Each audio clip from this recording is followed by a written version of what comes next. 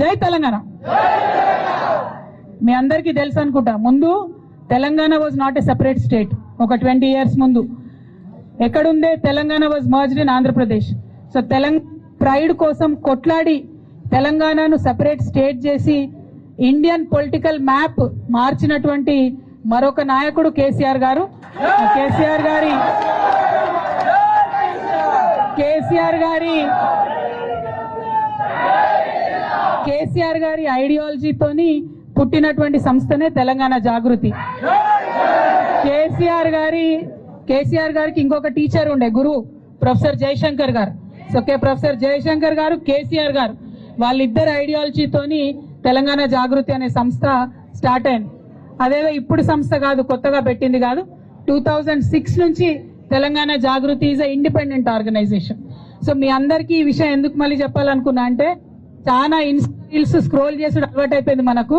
So present current moment తెలుసు కానీ history ఎక్కువ మందికి తెలియదు. కాబట్టి ఆ హిస్టరీ ఐడియా ఉండాలని చెప్పి నేను మీకు ఎగ్జాంపుల్ చెప్తా ఉన్నా. తెలంగాణ జాగృతి స్టార్టెడ్ ఇన్ 2006. ఇప్పటి నుండి ఇప్పటి వరకు తెలంగాణ కోసం మాత్రమే పనిచేస్తా ఉన్నాం. ఎందుకే అందరూ అంతగానో మాట్లాడుతున్నారు? వినిపిస్తుందా? మైక్ వెనక వరకు వినిపిస్తుందా?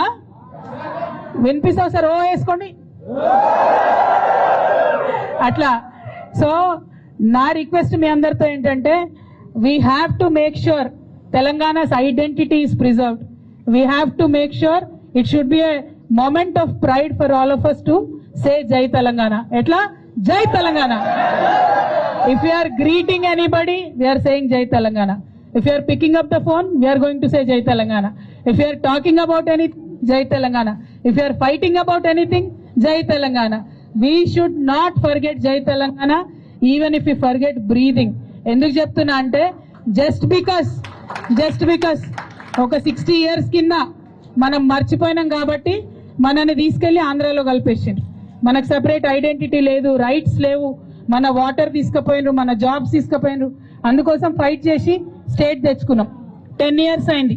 10 years మంచిగా ఉన్నాం. Many people were happy. ఇప్పుడు మీరు గల్లీలలో తిరుగుతుంటే కూడా మీరు చూస్తుంటారు. ఇప్పుడున్న సీఎం రేవంత్ రెడ్డి గారిని నేనైతే ఎన్నడూ వినలే. అన్ని బూతులు, అంత భాష మరి అట్లా తిడతా ఉన్నారు. అదే కేసీఆర్ ఉన్నప్పుడు he tried to serve the last mile person also, ఎక్కడెక్కడో ఉన్న వాళ్ళ కోసం కూడా. సో తెలంగాణ జాగృతిలో జాయిన్ అయిన వాళ్ళందరినీ కూడా నేను కోరేది ఒకటే, నా డ్రీమ్ ఒకటే, యూత్ పాలిటిక్స్ లకు రావాలి. పొలిటికల్ బ్యాక్గ్రౌండ్ ఉన్నా లేకున్నా యూత్ పాలిటిక్స్ లకు రావాలి. Youth has to take interest in politics. Only then Telangana will progress. That is my very very firm belief. అందుకనే TJ youth, YF, TJ SF రెండు కూడా స్ట్రెంథెన్ చేస్తా ఉన్నాం.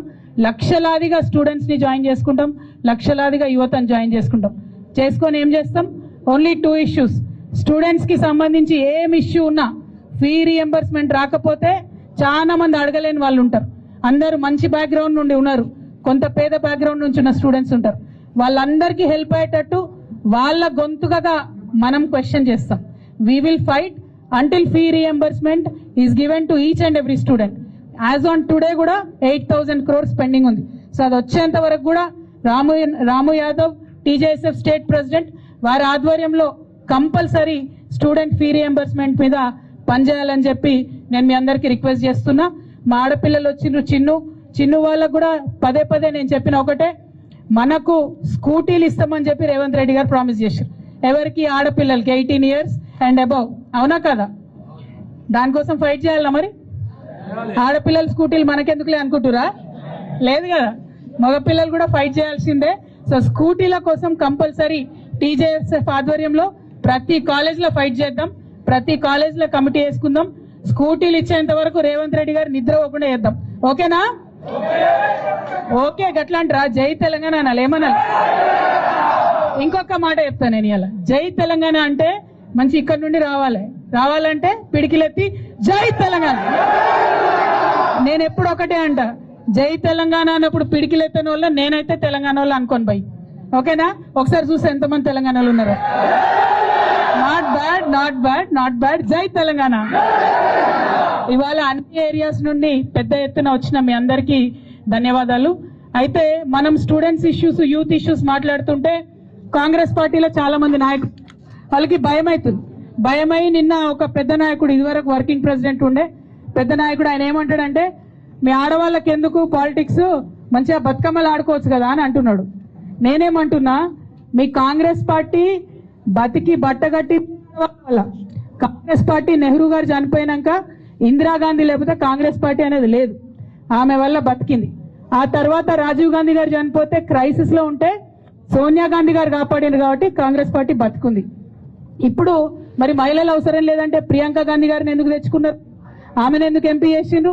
మన స్టేట్ ఇన్ఛార్జ్ ఎవరు? మహిళ మీనాక్షి నటరాజన్. అన్నిటికన్నా